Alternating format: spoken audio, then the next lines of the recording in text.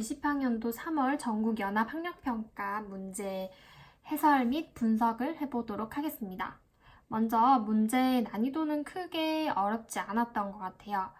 그리고 올해 수능은 교육과정이 많이 바뀐 이후에 처음 치러지는 수능이기 때문에 이런 학력평가 등의 기출문제들을 잘 분석하는 것이 굉장히 중요합니다.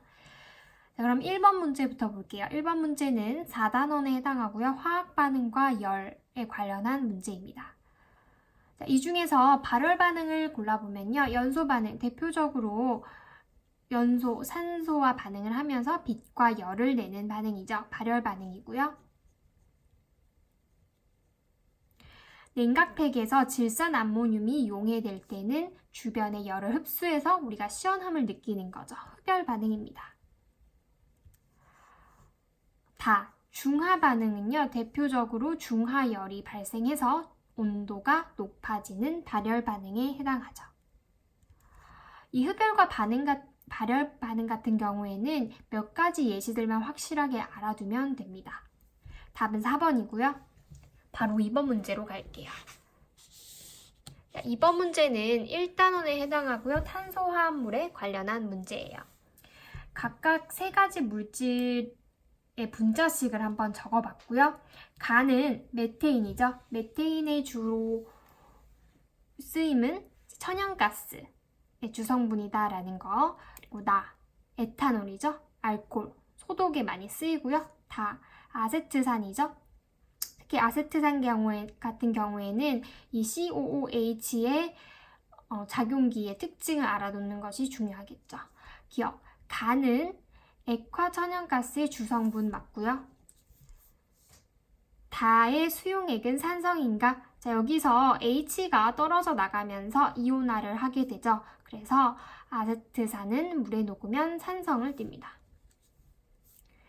디귿 C 원자수분의 H 원자수는 분자식을 보고 정리를 해보면 가는 1분의 4, 나는 2분의 6, 다는 2분의 4가 되어서 가장 큰 것은 나가 아니라 가가 되겠죠.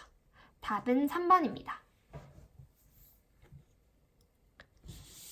자, 3번 문제는 대단원 4에 해당하는 문제이고요. 동적 평형과 관련한 문제입니다.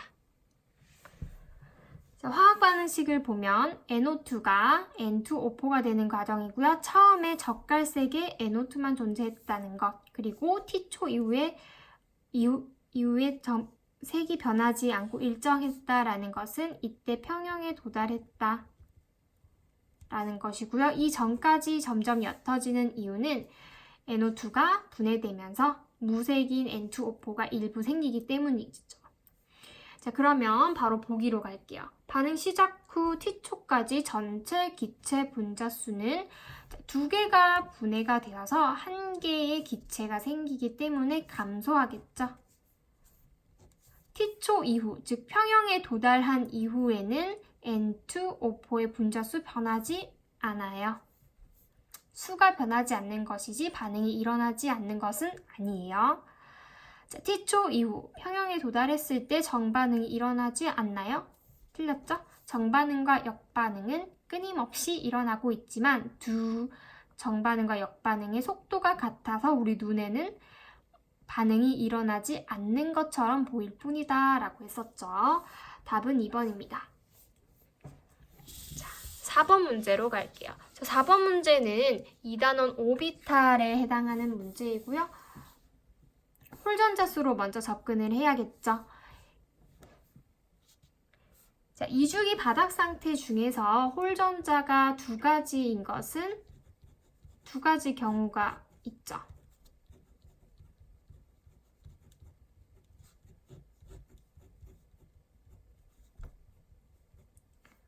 첫 번째는 탄소의 경우이고요. 두 번째는 산소의 경우죠.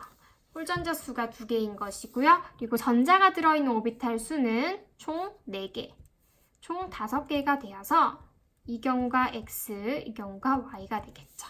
답은 이 바닥 상태를 찾으면 4번이 되겠죠. 자, 5번 문제도 주로 많이 나왔던 이단원 주기적 성질에 해당하는 문제이고요. 반지름과 관련된 문제입니다. 자, 학생 ABC 중에서 A 같은 경우에는 나트륨 이온과 원자 반지름을 비교하고 있는데 금속 같은 경우에는 양이온이 원자보다 항상 반지름이 작죠. 왜냐하면 껍질 수가 감소하기 때문이죠. 자, 플루오린과 같은 비금속에서는 이온이 될 때 전자를 얻게 되죠. 이때 전자 간의 반발력이 살짝 작용하면서 원자일 때보다 반지름이 커지게 됩니다. 따라서 학생 A는 맞고 B는 틀렸죠.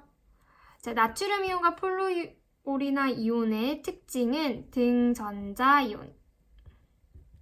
전자의 개수가 네온의 배치를 가지는 두 가지이고요. 이때 전자의 개수가 같기 때문에 유효 핵전화가 큰 것이 반지름이 작겠죠.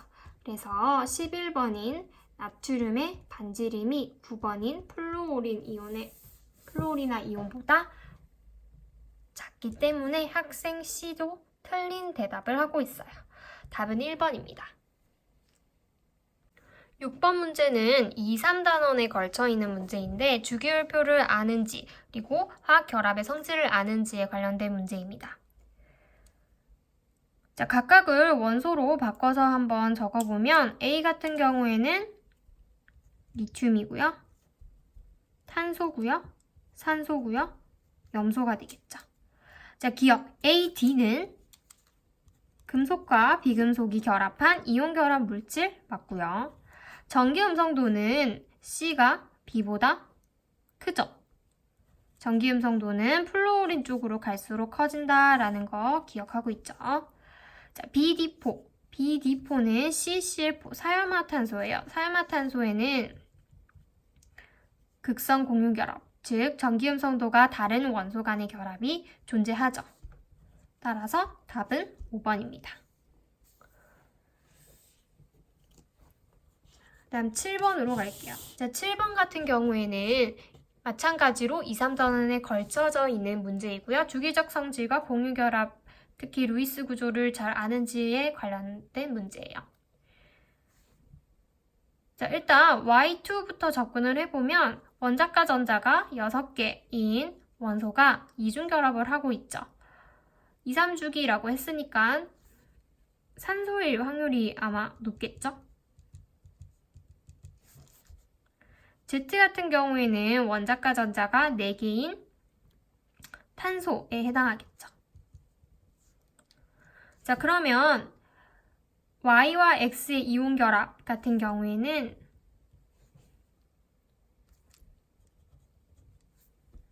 산화 마그네슘이 되겠죠. 왜냐하면 원자 번호의 순서가 X, Y, Z이기 때문에 각각을 따졌을 때 원소들을 이렇게 찾을 수가 있겠죠.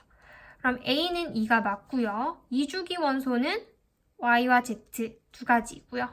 원자과 전자 수는 C가 5보다 큰가요? 아니죠? C는 4개고 5는 6개죠. 답은 3번입니다. 8번은 2단원 오비탈에 관련된 문제이고요. 현대 원자 모형에서 오비탈들의 특징과 주양자수, 부양자수 등을 잘 아는지에 관련된 문제입니다. 자, 나트륨에서 전자가 들어있는 오비탈 중에 구형은 S 오비탈, R형 모양은 P 오비탈이죠. 이 중에서 전자가 들어있을 수 있는 곳은 EP, 지금 축이 Y축이니까 EPY 오비탈이라고 볼 수 있고요. 이것보다 에너지 준위가 높아야 되니까 3s가 되죠. 자, 가와 나에 들어있는 전자의 주양자수는 껍질과 일치하죠. 가는 3이고요. 나는 주양자수가 2입니다. 따라서 같지 않고요. 오비탈에 들어있는 전자 수는 P오비탈의 경우에는 6개이지만 지금은 EPY를 표현했기 때문에 2개로 봐야겠죠. 따라서 나가 가의 2배가 맞죠.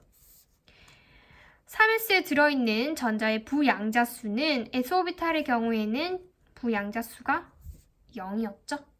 따라서 답은 2번입니다. 자, 9번 같은 경우에는 1단원 동위원소에 관련된 문제이고요. 동위원소의 특징을 잘 알고 있는지, 그리고 이 그래프를 분석할 수 있는지에 관한 문제예요. 자, 동위원소 같은 경우에는 무엇이 같죠? 자, 전자수, 양성자수 동일하지만 무엇이 다르다? 그렇죠. 중성자수가 달라요. 그렇기 때문에 질량수가 다르게 되겠죠. 우리가 질량수는 어떤 원소를 기호로 표현했을 때 왼쪽 위에 표현하는 것이죠. 지금은 A 또는 A 플러스 2라고 표현이 되어 있어요. 자, 전자수는 X 두 가지 종류가 같고요. 중성자수는 당연히 A 플러스 2가 더 크겠죠. 자, 평균 원자량. 평균 원자량은 존재 비율을 고려해서 평균값으로 나타낸 것이죠. 그러면 이 그래프에서 이 세 가지 종류가 1대 1대 2로 나왔다는 것은 A와 A 플러스 2의 존재 비율이 같기 때문이죠. 그러니까 절반씩 존재를 하는 거예요. 그래서 2분의 1, 2분의 1 씩 존재를 하니까 존재 비율을 표현을 하면 각각 1대 1대 2가 되겠죠. 따라서 A와 A 플러스 2가 동일한 비율로 존재를 하기 때문에 절반씩 존재를 한다고 보면 되겠죠. 평균을 낸다라고 생각을 하면 값이 얼마가 되죠? A 플러스 1이 되죠. 혹은 계산 없이 A와 A 플러스 2의 절반이니까 A 플러스 1이 맞겠죠. 답은 4번이겠죠. 자, 10번으로 갈게요. 10번은 이번 교육과정에서 처음 들어온 유형이죠. 이온결합의 형성과 에너지, 이 그래프를 분석할 수 있는지가 가장 중요합니다. 자, 이 그래프에서는 이 꼭지점의 의미를 잘 알고 물질에 따라서 이 꼭지점이 이동이 어떻게 되는지를 잘 알아야겠죠. 자, NaCl에서 이온 결합을 형성할 때 형성은 어디서 된다? 그렇죠. 이 지점에서 결합이 형성되고요. 이때 이온 사이의 거리는 Na와 사이의 거리가 얼마다? 그렇죠. 이게 R이라는 거죠.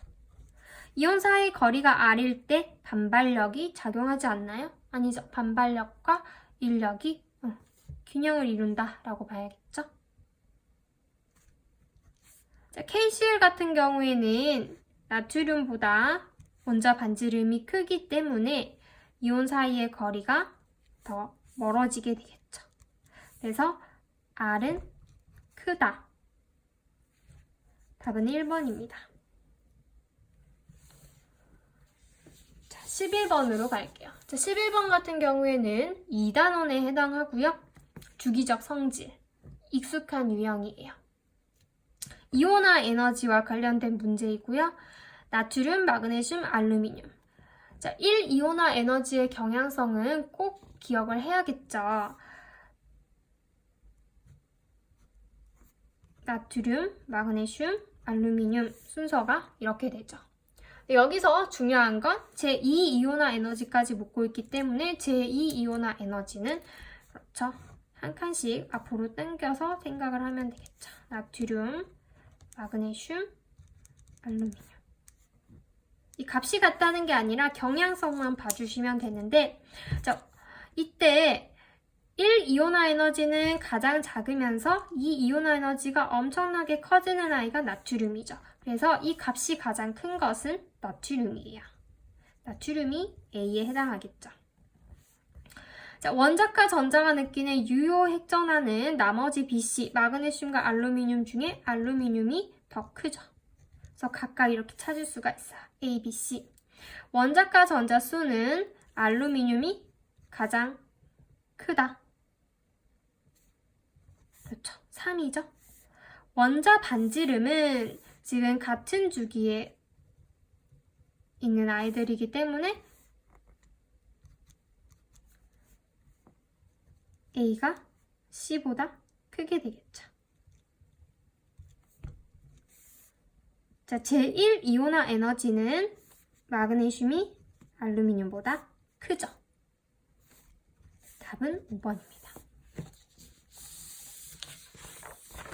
뒷장으로 가서 이제 12번을 한번 같이 볼게요. 12번은 3단원 화학 결합에 관련된 문제이고요. 결합의 특징을 잘 아는지 전기 전도성을 통해서 구분할 수 있는지에 관한 문제입니다. 자, 고체 상태에서 전기 전도성이 액체 상태에서와 같이 없을 때 공유 결합, 설탕이 해당하겠죠? 자, 고체일 때는 없지만 액체일 때 전기 전도성이 생기는 물질은 이온 결합이겠죠. 둘 다 전류가 흐르는 것, 금속이 되겠죠. 간은 설탕이고요. 나는 수용액 상태에서도 전기 전도성이 있죠. 왜냐? 이온들이 돌아다닐 수 있는 형태이니까. 금속 결합 물질이다. 그렇죠? 답은 5번입니다. 자, 13번도 이번 교육과정에서 처음 나오는 부분이고요. 중요하죠. 근데 한 번만 해놓으면 크게 꼬아서 내기는 어려운 부분이에요. 산화환원 반응식에 관한 4단원에 해당하는 문제이고요. 자, 가장 먼저 할 일은 산화수를 적어야겠죠. 산화수 우선 규칙을 기억을 해서 산화수를 무조건 위에 빠르게 적는 게 실수하지 않는 방법이에요. 두 번째, 산화수의 변화가 있는 것을 찾아라. 자, 산화수가 증가한 아이부터 한번 찾아보면 황이죠? 0에서 4로. 그 다음에 감소한 아이를 한번 찾아볼까요? 6에서 지금 3으로 감소하고 있어요. 이때 적는 숫자는 원자 하나당의 변화이기 때문에 크로뮴 같은 경우에는 지금 2개씩 묶여져 있죠? 곱하기 2를 해서 봐줘야겠죠. 자, 산화환원 반응식에서는 뭐가 같아야 한다? 이동한 전자수, 잃은 전자수와 얻은 전자수가 같아야 돼요. 그래서 6, 4가 같아지려면 각각 3배, 2배를 해주면 되겠죠.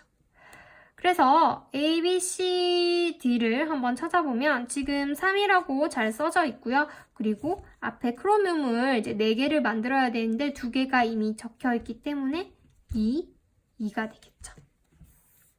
나머지들은 반응 전과 후에 원자의 수가 같도록 맞춰주기만 하면 돼요. 그래서 각각 한번 맞춰보면 KOH 앞에 4가 되고요. H2O 앞에 2가 되면 모든 원자의 개수가 같아지게 되겠죠. 자, S의 산화수는 0에서 4로 증가한다. 맞고요. A 더하기 B 더하기 C 더하기 D는 10이죠. 자, 환원제는 남을 환원시키느냐, 즉 자신이 산화했느냐를 보면 되는데 크로뮴은 환원을 했죠. 그래서 환원제가 아니에요. 답은 1번이에요. 자, 14번으로 가서 3단원 공유결합, 대표적인 이제 익숙한 문제 중에 조금 어렵게 나오는 것인데요. 지금 H를 포함해서 2주기 원소로 이루어진 것들을 한번 떠올려 보는데 옥텟 규칙을 만족을 해요. 전체 원자수와 H의 원자수를 보고 한번 따져보면 옥텟을 만족하면서 H를 3개를 가질 수 있는 것은 그렇죠. NH3죠. 그리고 옥텟 규칙을 만족하면서 지금 2주기 원소들을 먼저 떠올려 놓는 게 중요하겠죠. 공유결합이니까 이 5가지들과 수소의 결합을 생각을 하면 돼요. 그러면 얘는 물이 되겠죠.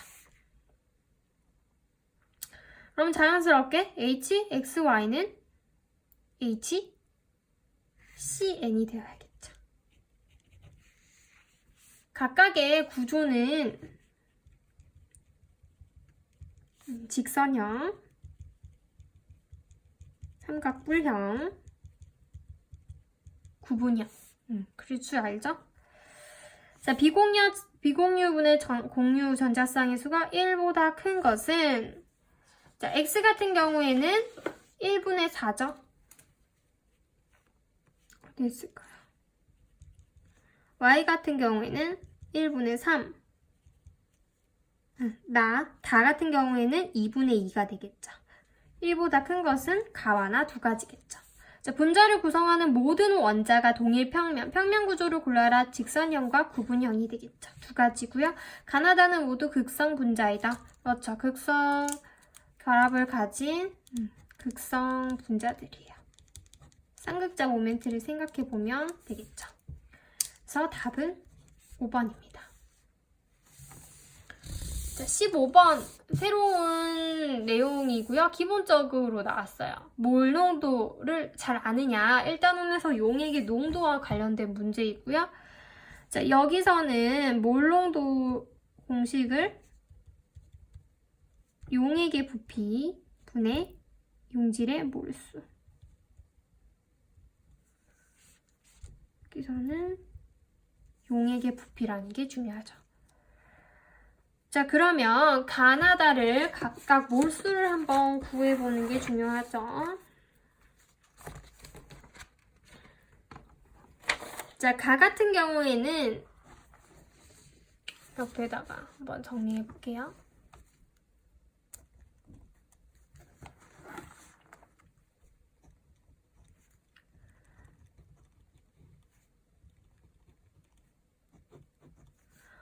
자, 0.1몰 농도이고 부피가 500ml이기 때문에 0.5L죠. 그러면 이때 몰수는 얼마가 되죠? 0.05몰이 되죠. 자, 몰수는 분자량분의 질량이죠. 이때 포도당의 분자량은 180이다 라고 했으니까 질량은 얼마가 되죠? 그쵸, 9가 되죠. 기억, 가에 녹아있는 포도당의 질량은 9g이 맞아요. 자, 수용액에 녹아있는 포도당의 몰수는 나와 다가 얼마인지 비교를 하라고 했으니까 나와 다도 마찬가지로 한번 해볼게요. 자, 나는 0.2몰 농도의 200ml, 0.2L가 있어요. 그럼 몇 몰이죠? 0.04몰의 포도당이 녹아있는 거고요. 다 같은 경우에는 0.4몰 농도인데 0.1L가 있기 때문에 0.04몰. 동일해요. 같아요. 마지막으로 나와 다를 혼합한 후 증류수를 가해 전체 부피를 500ml로 만든 수용액의 몰 농도를 구하라 라고 했어요.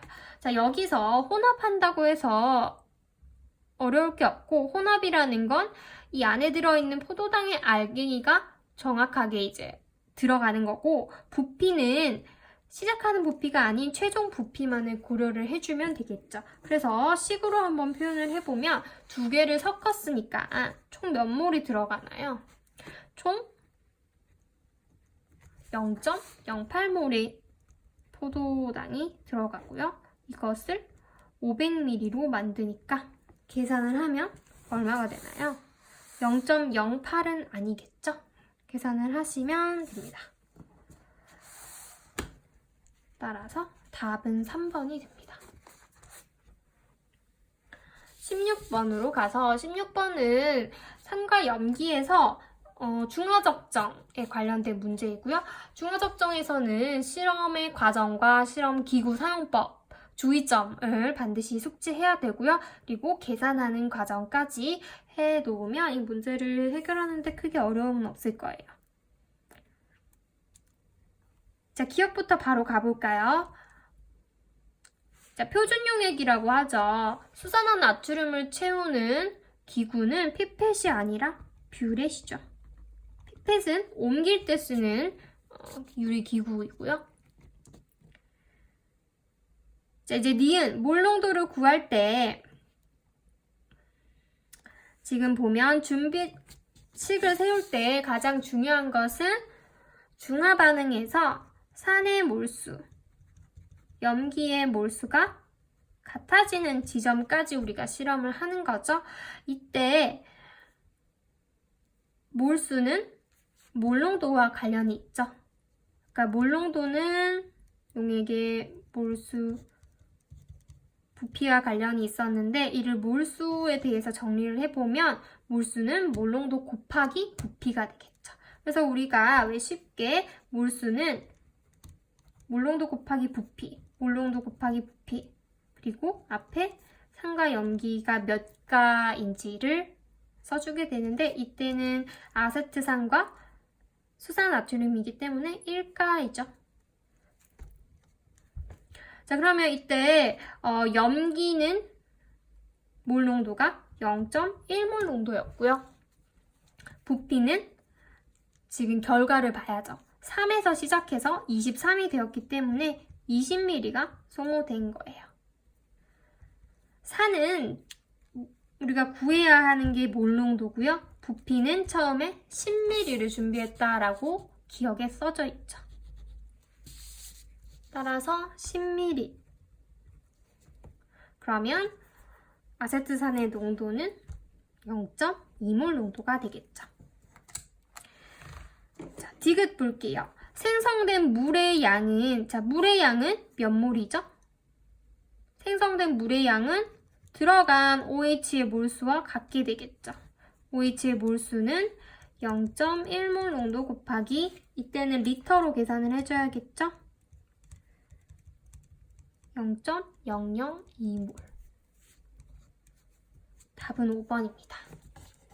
17번은 일단은 화학 반응식과 관련해서 몰의 개념을 잘 알고 있는지에 관한 문제인데 이 표가 상당히 난해할 수 있는데 일단 기억부터 먼저 해결을 해보면 AB라는 기체, AB2라는 기체에서 A의 질량분의 B의 질량은 당연히 A가 같은 양이라고 봤을 때 B가 2배이니까 X는 3분의 4가 되겠죠. 기억은 맞는 보기예요. 니은과 디귿은 사실 같이 풀 수가 있는데 한 개의 질량, 1g의 부피 등 좀 난해한 것이 나올 때 우리가 꼭 알아야 할 한 가지는 아보가드로의 법칙이죠. 모든 기체는 기체 종류에 관계없이 1몰의 부피가 동일하다. 이 아보가드로의 법칙으로 식을 하나 세워볼 건데 1몰의 부피를 나와 있는 문자로 표현을 해볼 거예요. 자, 이렇게 쓰여 있을 때는 이것을 단위로서 이해를 하면 좀 더 쉽게 풀 수가 있어요. W1g인데 이것은 한 개의 질량이다. V1인데 이것은 1g의 부피이다. 자, 그러면 1몰의 부피를 한번 표현을 해보면 어떻게 될까요? 일단 한 개의 부피부터 표현을 해봅시다. 한 개의 부피는 한 개의 질량부터 표현을 해볼게요. 분자 한 개의 질량이 지금 W1이라고 나와 있고요. 우리는 1몰을 표현을 할 거기 때문에 아보가드로 수를 곱하면 1몰의 질량이 되겠죠. 1몰의 질량.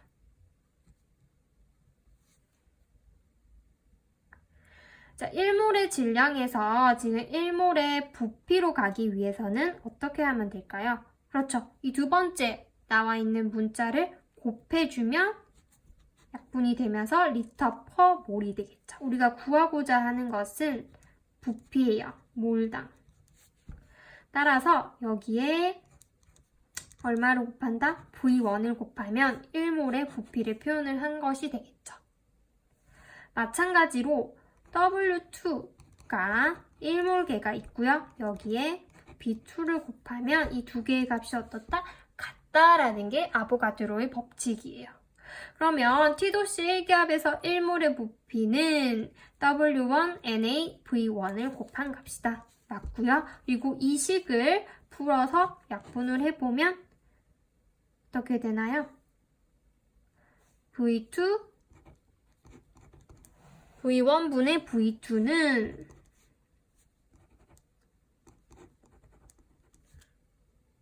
W2분의 W1이 되겠죠. 그래서 답은 3번이 됩니다. 자, 18번으로 가볼게요. 18번은 4단원에 해당하는 문제고요. pH를 표현을 한 것에 관한 양적인 문제예요. 자, 산성을 찾으라. 7보다 작은 pH 가나 두 가지이고요. 수용액 속에 하이드로늄 이온의 양, 몰수를 구하라고 했죠. 몰수는 부피 곱하기 몰 농도가 되겠죠. 자, pH가 나오면 pH의 의미를 수치로 환산을 해보면 하이드로늄 이온의 몰 농도가 10의 마이너스 4승, 10의 마이너스 5승, 10의 마이너스 8승이 되겠죠. 그러면 몰수를 구하려면 여기에 부피를 곱하면 되겠죠. 그러면 가가 나의 10배가 되나요? 아니죠?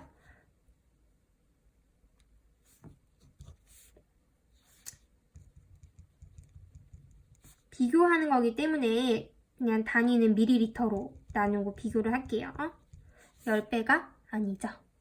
자, 다에서 수산화이온의 몰농도 나누기 하이드로늄 이온의 몰농도는 100인가? 자, 우리가 이온화상수를 이용을 해보면 다에서 이 값은 10의 마이너스 8승이었고요. 이 값은 곱이 10의 마이너스 14가 돼야 되니까 마이너스 6승이 되겠죠. 따라서 100이 맞죠. 답은 3번입니다. 자, 19번으로 갈게요.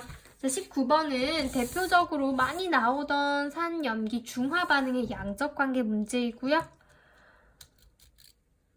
자, 전체 음이온수와 액성을 통해서 각각의 이제 농도를 표현을 할 건데요. 산성일 때는 어떤 음이온이 없죠? OH가 없죠. 그러면 전체 음이온수 2에는 Cl 80ml에 들어있는 개수가 되겠죠. H도 마찬가지로 2N개가 들어있었겠죠. 그러면 80ml에 2N씩이니까 30ml에는 4분의 3N씩 들어있는 게 되고요. 40ml에는 N개씩이 들어있게 되겠죠. 자, 마찬가지 방법으로 이제 염기성일 때 음이온의 수는 OH와 Cl의 개수를 더한 게 되는데 Cl이 4분의 3 N개가 있으니까 OH가 N개가 있어야겠죠. 20ml 속에 N개씩이니까 10ml에는 2분의 N개, 30ml에는 2분의 3N개씩의 이온이 들어있었겠죠. 자, 기억은 중성이 아니라 산성이죠. 혼합전 용액의 몰 농도는 부피분의 개수니까 부피가 같은 것끼리 비교를 하면 가장 쉽겠죠. 4분의 3N개, 2분의 3N개 비교를 해볼게요. 2배가 맞죠? 생성된 물 분자 수는요. 가 같은 경우에는 적은 쪽을 따라가면 되겠죠. 가가 다의 1.5배가 아니라 3배가 되겠죠. 답은 2번입니다. 자, 마지막 20번 문제는 일단은 화학반응식의 양적 관계에 관련된 문제이고요. 이 그래프에서 두 지점이 같다라는 것으로 식을 하나 세워볼 거고요. 이때 Y축이 0으로 떨어지지 않는다는 건 A가 계속해서 남아있었다라는 것도 찾을 수 있어야겠죠. 즉, 한 개 반응물이 B라는 거죠.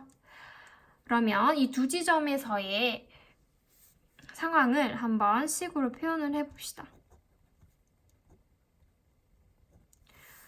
V리터가 있었는데 몰수로 그냥 A몰이 있었다라고 가정을 하고요. 2몰. 이때 B가 다 반응을 하니까 1몰이 없어지겠죠. 생겨나는 C는 2대 C니까 C몰이 생겨나겠죠. 그 다음에 6몰일 때의 상황도 똑같이 한번 정리를 해보면 마찬가지로 B가 다 사라지고요. 3몰에 A가 반응을 하고요. 3C몰에 C가 생기겠죠. 이때 두 개의 곱이 사실은 부피로 해야 되는데 지금은 같다라는 등식을 세울 거기 때문에 몰수로 그대로 둬도 상관이 없을 것 같아요. 자, A-1 곱하기 C와 A-3 곱하기 3C가 같기 때문에 정리를 해주면 A는 4가 됩니다. 그래서 처음에 있었던 A의 양이 4몰인 거죠. 남은 양은 3몰이 되겠죠. 자, 4몰이 V리터에 해당하기 때문에 4대 3이기 때문에 4분의 3V가 되겠죠. 그러면 이 Y축의 값을 활용을 해보면 남아있는 A의 부피 곱하기 C의 양을 한 것이 2분의 3V가 돼야 된다라는 것이죠. 이 등식을 풀면 C가 2라는 것을 확인을 할 수가 있어요. 그러면 이제 우리가 구해야 하는 X지점의 상황을 지금과 마찬가지로 표현을 해보면 되겠죠. 3몰이 있었고 4몰이 있었고 없었고, 자, 그러면 없어지고 2몰이 없어지고 4몰이 생기겠죠. 따라서 2몰은 부피 얼마에 해당하죠? 그렇죠. 4몰이 V이기 때문에 2몰은 2분의 V가 되겠죠. 그래서 2분의 V 곱하기 4를 하면 X는 2가 되겠죠. 따라서 X와 C의 곱을 구하라는 마지막 물음의 답은 4번. 사실 20번 같은 경우에는 문자로 푸는 것이 정석이긴 하지만 집중력이 상당히 흐트러진 상태에서 문자로 식을 세운다는 것이 쉽지 않을 수 있어요. 이럴 경우에는 C 개수를 1, 2, 3 중에 정수로 가정을 하고 푸는 것입니다. 이때 모순이 생기지 않는 것을 찾아내면 되는 거죠. 예를 들어서 1, 2, 3일 경우에 가정을 하고 두 지점에서의 상황을 몰수로 한번 적어볼 건데 A는 그냥 부피로 적을게요. 2몰이 없어지고 2대 1이니까 1몰의 C가 생기겠죠. 그러면 곱해서 2분의 3V가 나와야 되기 때문에 없어진 A의 양은 이 처음 값보다 더 크기 때문에 모순이 생기게 되죠. 그래서 1은 아니고요. 2 같은 경우에도 마찬가지로 V리터가 있었고 2몰이 있었고요. 2몰이 없어지면서 2몰이 생기겠죠. 이때 두 개의 곱이 2분의 3V가 되어야 되기 때문에 남아있는 양은 4분의 3V가 되어야겠죠. 그러면 사라진 A의 양은 4분의 V라고 볼 수 있겠죠. 크게 모순이 없어요. 자, 3 같은 경우에는 V, 2, 0 3몰의 C가 생기고요. 마찬가지로 2분의 3이 나와야 되기 때문에 남아있는 양과 사라진 양이 같게 되겠죠.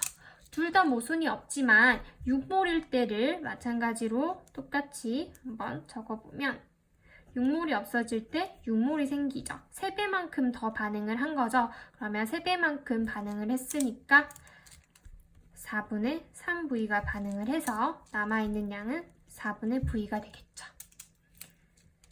이 경우에는 V 6몰 0이 있었는데 6몰이 없어지면서 9몰이 생기게 되죠.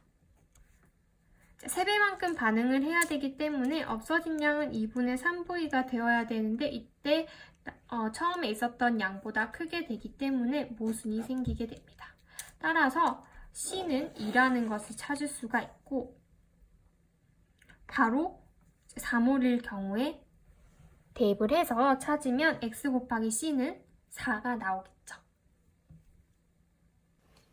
자, 그러면 이제 3월 학력평가 분석을 한번 해볼 건데요. 이 학력평가는 교육과정이 바뀐 후에 처음 출제된 문제이기 때문에 경향성을 파악하는 데 큰 도움이 될 것 같습니다. 자, 앞서서 우리가 풀어봤던 20문제들을 단원에 따라서 분류를 해봤고요. 2, 3단원에 걸쳐 있었던 6번, 7번은 3단원에 좀 더 많은 비중이 있었기 때문에 3단원으로 분류를 해봤습니다. 자, 1단원 같은 경우에는 크게 바뀐 부분이 몰농도에 관한 내용이 추가되었다라는 것이 가장 큰 변화였어요. 그래서 1단원을 공부할 때 반드시 몰농도, 용액의 제조라던가 몰농도 계산법을 공부를 하는 게 중요하겠죠. 그리고 항상 그랬듯이 마지막 페이지에 어려운 양적 관계 문제들이 한 문제 또는 두 문제씩 출제가 되고 있습니다. 2단원 같은 경우에는 이전 교육과정과 가장 크게 달라진 부분이 없는 단원이에요. 그래서 이 부분은 오비탈, 주기적 성질 이런 것들을 위주로 공부를 하는데 여기서 새로 추가된 부분이 있다면 8번 문제에서 봤다시피 이제 양자수와 관련된 부분들이 오비탈에서 추가가 되었다라고 볼 수 있습니다.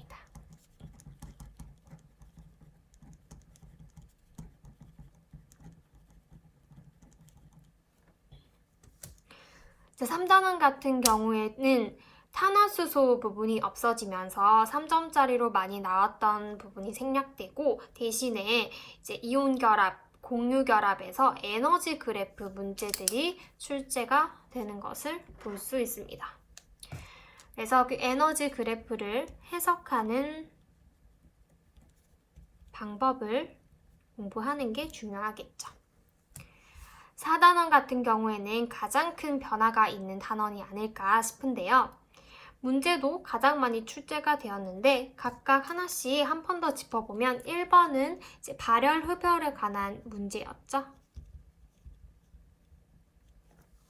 3번은 동적 평형에 관한 문제였고요.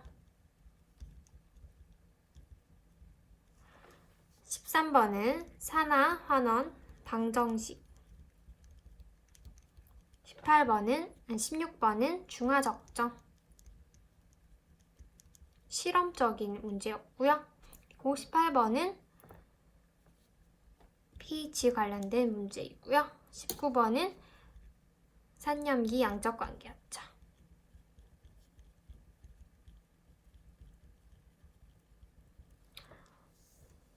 특히 새로 추가된 부분은 이전 교육과정에서 없었던 부분들이 이렇게나 많이 출제가 되었고요. 난이도도 상당히 높은 편이라고 볼 수 있겠죠. 그래서 가장 큰 특징은 우리 산화환원에서의 양적 관계가 없어졌다라는 거예요. 금속 A가 있었는데 B를 넣었다. 그때 이온의 개수라던가 그런 산화환원 양적 관계 문제가 아마 나오지 않을 것 같아요, 앞으로는. 대신에 이런 것들이 많이 추가가 되었기 때문에 어떻게 보면 이제 계산하는 문제보다는 개념을 잘 알면 해결할 수 있는 문제들이 훨씬 더 많아졌다라고 볼 수 있겠죠.